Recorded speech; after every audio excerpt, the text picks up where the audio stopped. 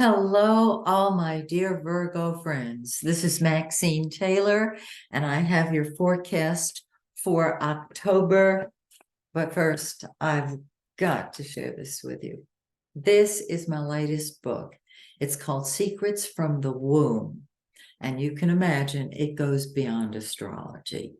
It deals with the hidden pact that runs your life. I don't know about you, but I remember getting so sick and tired of coming out of an exquisite moment and having somebody punch my button. And I was back in my life story. And I saw people doing this all over the place. And I said, I need to know why. What is it that is triggered? What is it that causes people to go back into their story? The Groundhog Day of life, the never ending, constantly repeating story that never changes. Different people playing different roles in the movie of your life, but nevertheless, the same stuff, different day. And I got the answer in 3 steps. And I've described them in this book. And I've interviewed people who have been kind enough to share testimonials. What it shows, what they are all saying is the transformation is instantaneous. And I can vouch for that. So if you are sick and tired of the same story and you are ready to move forward in your spiritual journey, you're ready for this book. Just go to Amazon. It's on Amazon. And if you prefer, I'm doing one-on-one sessions with people on Zoom. If you like, just go to my website, Maxine Taylor, and get more information, or shoot me an email. I don't know if it's up on my website yet at the time of this recording, but just get in touch with me and we will set up a time face to face for you to experience the unbelievable. That's the only way I can describe it to you. Okay. Now, in addition, I have been asked to please start a series of astrology classes. And I will do that within the next couple of months. Of course, the holidays are coming up, so I'm not sure exactly when I'll be able to, work it into everybody's schedule.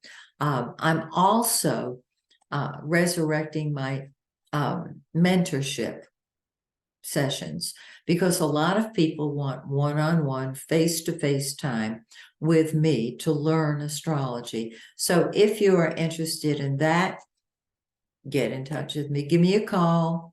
It's on my website, MaxineTaylor.com.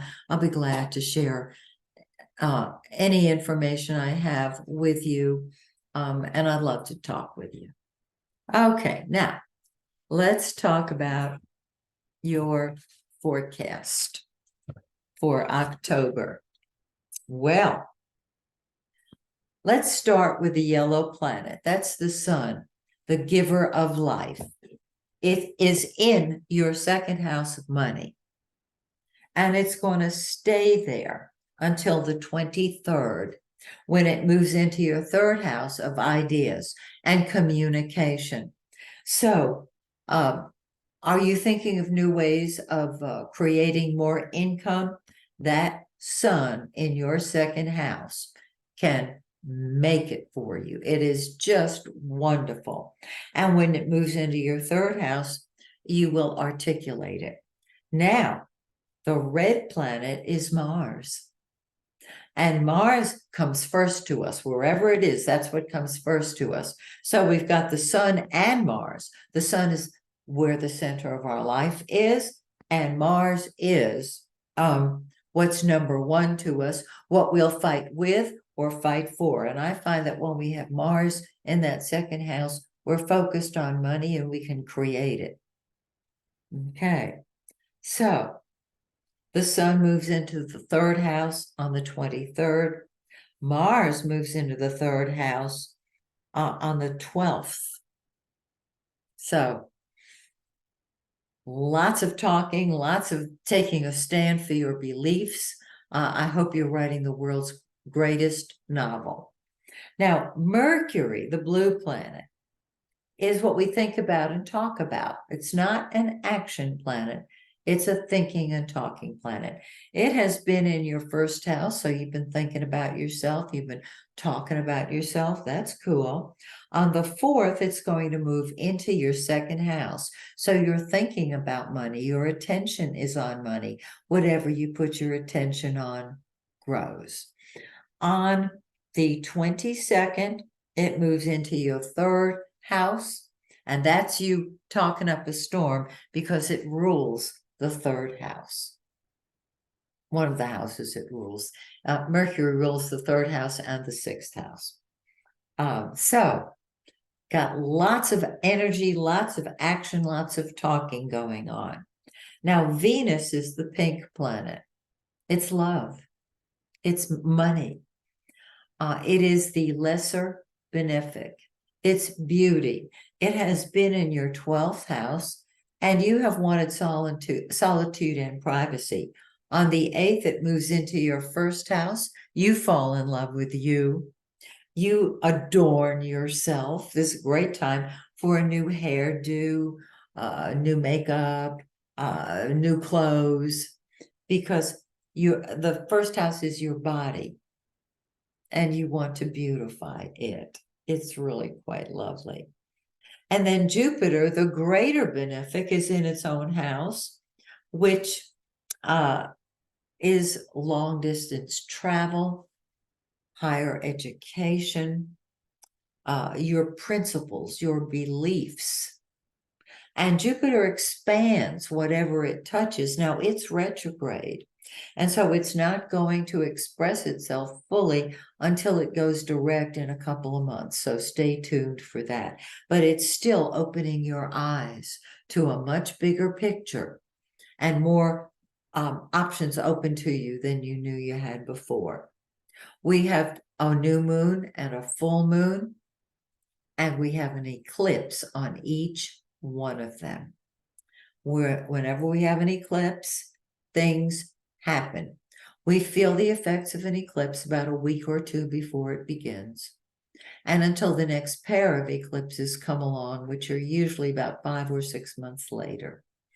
But they're at their peak 3 to 4 months after they occur. So we have a new moon, which is a solar eclipse. That makes it very powerful. On October 14th in 21 degrees of Libra. Find that in your birth chart and combine it with in other words, the solar chart and the birth chart. This eclipse is in your second house of money. Hello, it brings it to you. It brings it to a head. This is awesome. 2 weeks later, we've got a full moon, and it's a lunar eclipse in 5 degrees of Taurus. It's the 28th of the month, and it reinforces Jupiter in that 9th house that says, I'm a philosopher. I'm seeing a much bigger picture. This house deals with higher education, long distance travel, perhaps. And so these lunations, the new moon and the full moon, are very powerful because they occur on an eclipse. Just wonderful. So have an awesome October. Join me next month when once again I take a look at your forecast. Until then, may the stars shine brightly on you and yours. Bye for now.